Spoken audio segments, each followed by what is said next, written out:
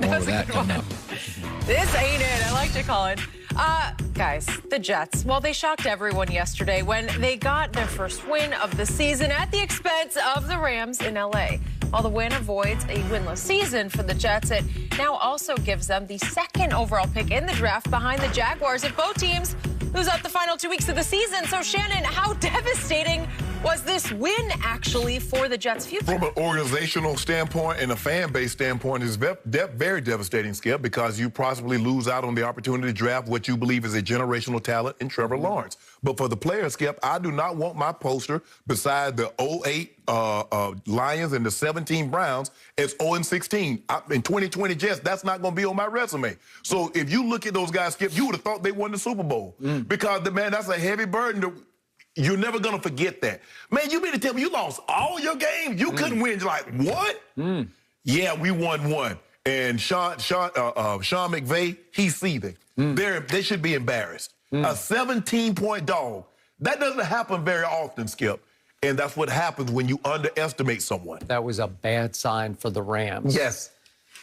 I've been watching a lot of Trevor Lawrence this year. I watched all of it Saturday night. He has really impressed me. He did not always impress me a year ago. He is the real deal. Yes. This is devastating for the organization and for the fans. If I'm the owner of the Jets, GM of the Jets, I am rocked by this because it cost you a future that could have been as bright as you could make it. Because if you had Trevor Lawrence in the New York area, it could just jettison and take off. And you can build around it. And a lot of those players who are real happy right now would not be a part of that. Exactly. That's why, Skip, we wanted to win. Because I ain't going to be, even if you do get Trevor Lawrence, I'm probably not going to be a part of it. Probably so what do I care? Nope. It's so But he shouldn't win the Heisman, though.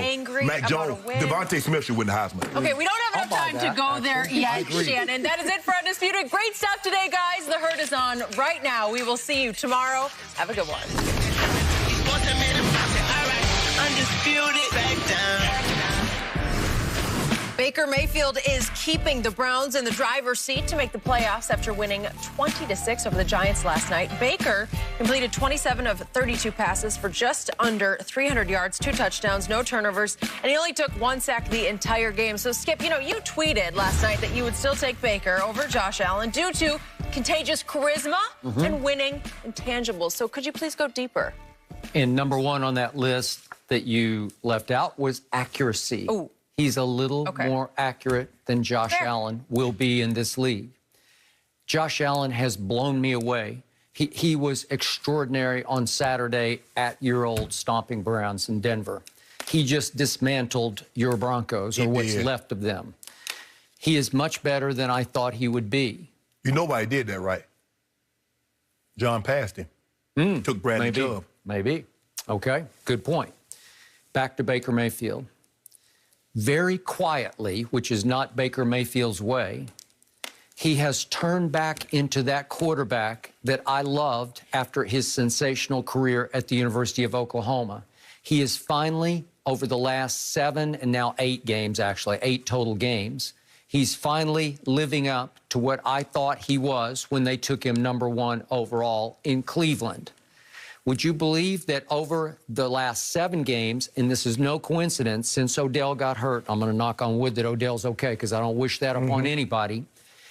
Without Odell, it clarified, it crystallized for Baker where he wasn't so Odell conscious anymore, and he started to spread the wealth.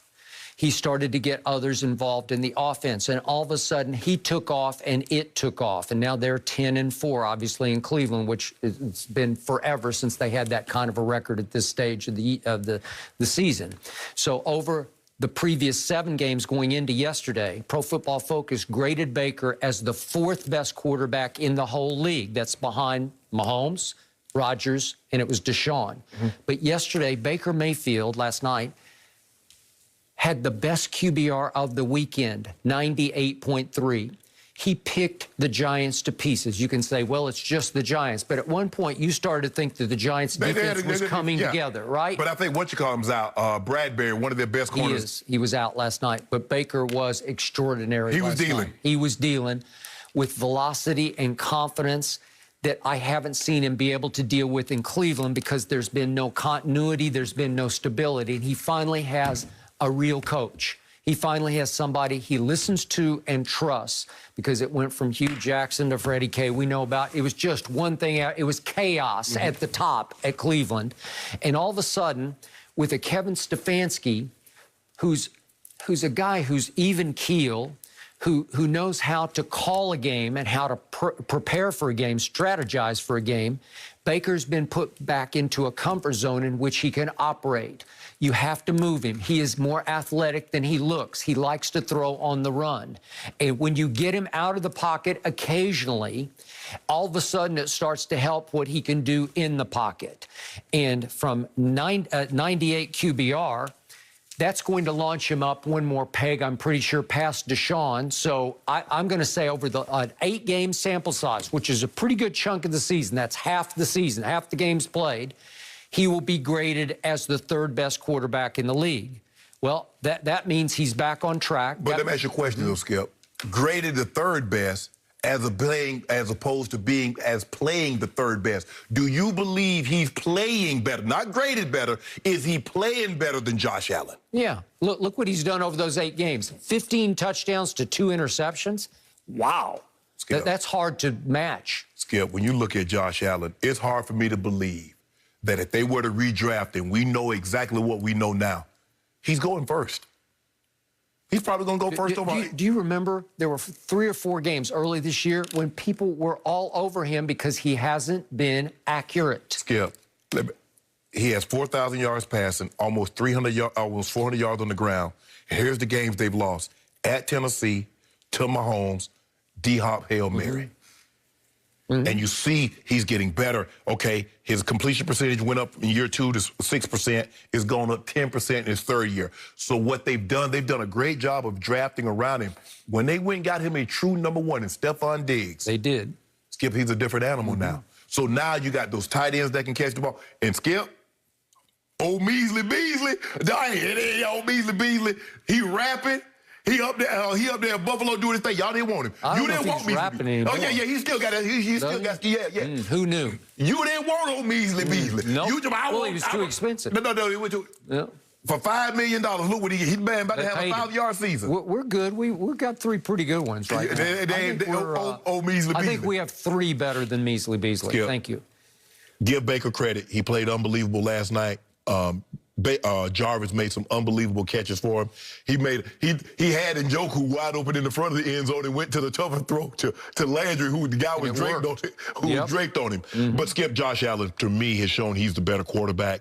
He can do everything Baker can do. He has better legs. He has a bigger arm. He's throwing the ball with the same completion percentage. He has more touchdowns, more rushing.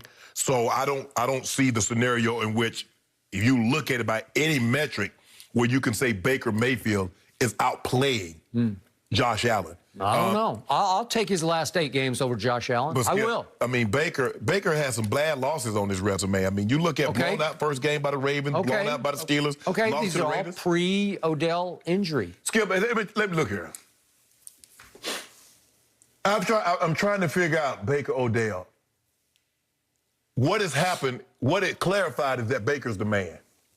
You see, there's something going on here. As long as Odell is in Cleveland, Baker Mayfield is never going to be bigger than Odell. He's never going to be. I don't care. He's the quarterback. It's one of the few occasions, Skip, maybe, that the receiver is bigger than the quarterback. Although, who had the more national TV commercials? But he has the more national TV commercials. But which guy has the signature shoe with Nike?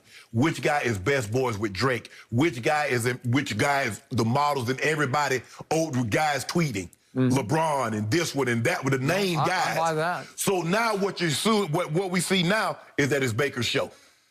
Jarvis is an unbelievable receiver, but he's not Odell as far as, like you say, gravity, aura.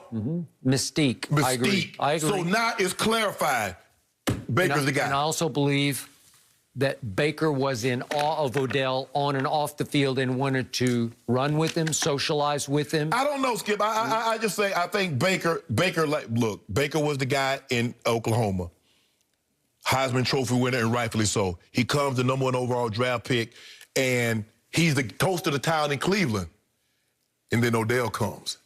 And now we ain't talking about the toast of the town. We talk about Odell. They got Odell. They got Odell out of the Odell. Make it like, hold on, wait a minute. I want the Heisman. I'm the one to pick. What y'all talking about Odell? He coming to me. He loved him. There was no animosity there. I never sensed an ounce of it. I just think the thing is, Skip, when you did look, quarterbacks have, and I've said this before, and having played 14 years and been around, quarterbacks have the largest of the egos of any of the players. They just do the best job of hiding it. Wide receivers can't hide it. Cornerbacks can't hide it, Skip. Their personality is going to be...